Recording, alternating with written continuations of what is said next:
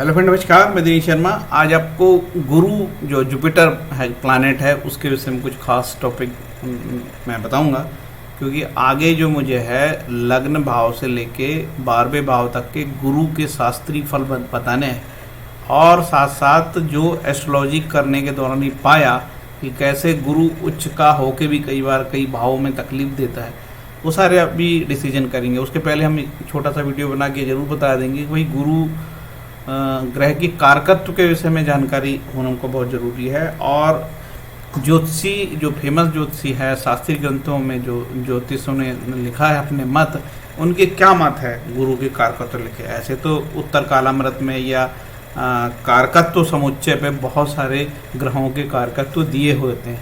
चलते हैं आगे गुरु महाराज के फल। गुरु महाराज बता दूं आगे, गुरु महाराज जो है 2 राशियों के स्वामी होते हैं, धनु के और मीन के। धनु राशि उनकी मूल त्रिकोण राशि होती है, तो ज़्यादातर कुंडलियों में वो धनु राशि के फल देते हैं, ऐसे सिद्धांत है। बृहस्पति का स्वरूप के उसमें मंत्रेश्वर महाराज ने लिखा है, बृहस्पति का पीला वर्ण है किंतु नेत्र और सिर के केस कुछ भूरापन लिए हुए हैं।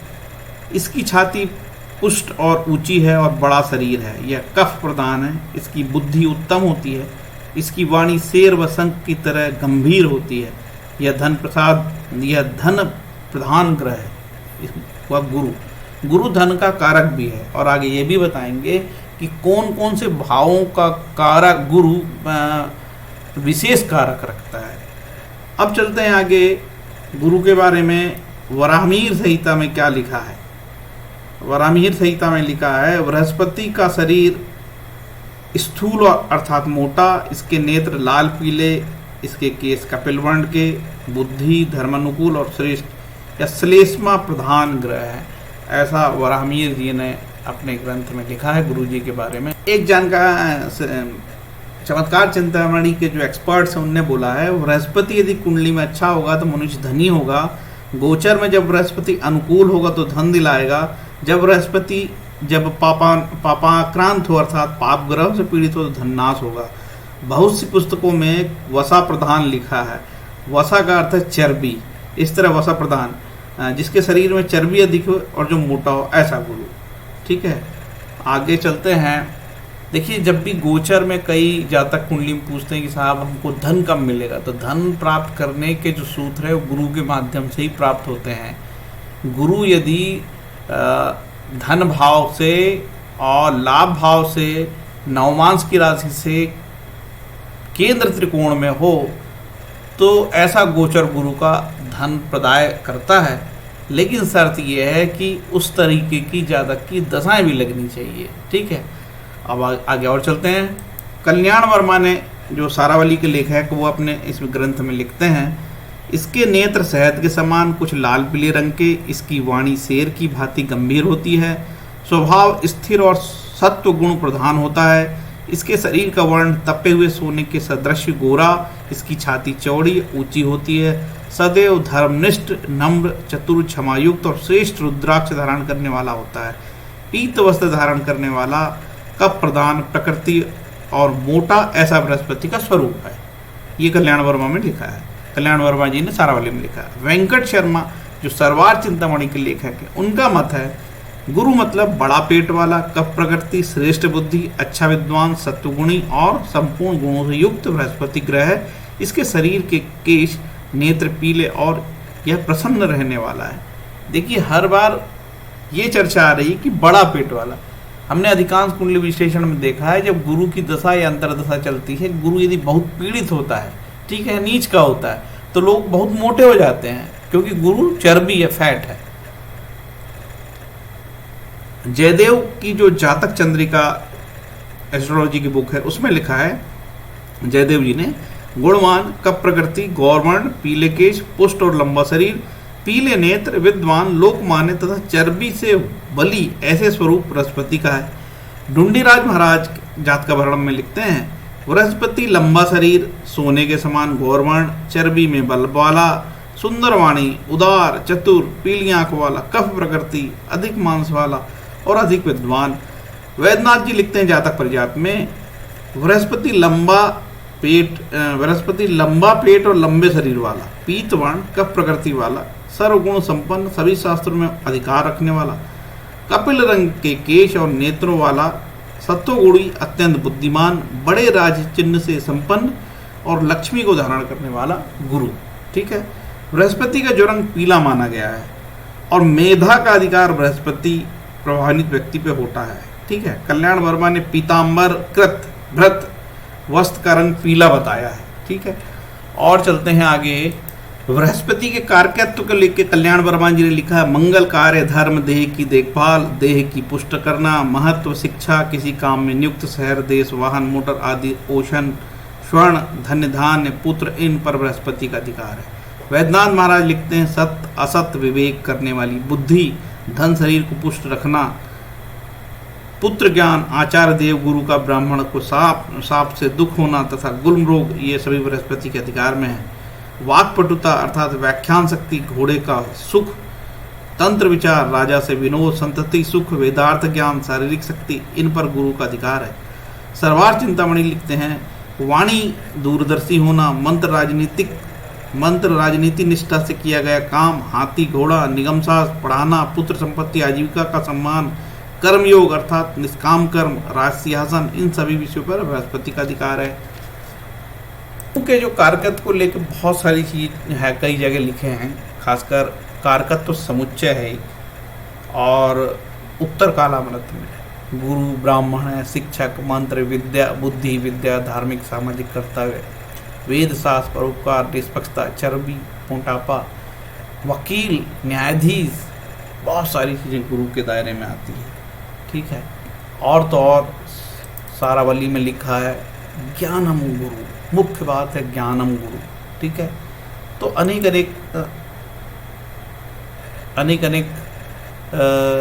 जो ज्योतिषकारों ने अलग अलग मत से व्याख्या करी है। तो क्या आपको लगता है कि गुरु हमेशा अच्छा ही फल देगा? नहीं, गुरु हमेशा अच्छे फल नहीं देता।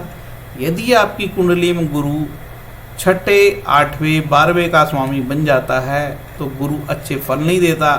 कई बार गुरु मारक हो जाता है, 9वें का स्वामी 7वें का स्वामी बन जाता है और 9वें दूसरे स्थान का स्वामी बन जाता है। कई बार गुरु नीच के हो जाते हैं या D9 में नीच के हो जाते हैं। ऐसी स्थिति में गुरु अच्छे फल नहीं देते हैं।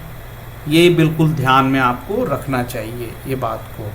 गुरु जातक की कुंडली में बहुत इंपॉर्टेंट होते हैं। काल पुरुष के हिसाब से जो गुरु महाराज बनते हैं काल पुरुष में, वो 9वें स्थान के मालिक होते हैं और 12वें स्थान के मालिक होते हैं। 9वां उनकी मूल त्रिकोण होती राशि होती है काल पुरुष में, तो यहाँ पे उनकी मूल त्रिकोण राशि इस प्रकार से होती है और 12वीं राशि जो गुरु महाराज की यहाँ पहुँच जाती है। और ये सारी चीज़ें जो होती है हमको मेष लग्न की कुंडली में, ये सब सारी चीज़ें हमको देखने को मिलती हैं जो काल पुरुष की कुंडली में है। तो गुरु यहाँ तो बहुत अच्छे देंगे, ठीक है, रिजल्ट, लेकिन 12वें स्थान पे गुरु अच्छे देंगे रिजल्ट, ये बात सही नहीं है क्योंकि 12वें का प्रभाव आ जाता है। तो गुरु जैसी राशि में होंगे, जैसे कि क्या रहता है कि अब ये यहाँ पे अष्टमेश की राशि आ गई, ठीक है, तो अब गुरु क्या हो गया, लग्न चेंज, मैं लग्न के विषय में नहीं बताऊंगा, लग्न चेंज होते जा रही है। गुरु यहाँ क्या हो गए, गुरु अष्टमेश हो गए और 11वें हो गए और ये वृषभ लग्न की कुंडली बन गई। तो ये अष्टमेश हो गए, गुरु हो गए। वृषभ लग्न की कुंडली नंबर 2 की कुंडली में गुरु बहुत खराब रिजल्ट देते हैं। क्यों देते हैं? वो कहीं बैठे भाई, कहीं बैठे, भले वो उच्च के भी हो जाएं, लेकिन उनकी ये ताकत रहती है, ठीक है। अब यहाँ हो गए वो, तो यहाँ से 8वें बैठे, यहाँ उच्च के हो जाएंगे, 2 3 4 5 नहीं, 2 3 4 यहाँ पे उच्च के हो जाएंगे, यहाँ 4 नंबर पे, ये 4 नंबर पे उच्च के हो जाएंगे गुरु, ठीक है, ठीक है। तो अपने से कहाँ बैठे, ये अपने से 8वें बैठे, समझ गए।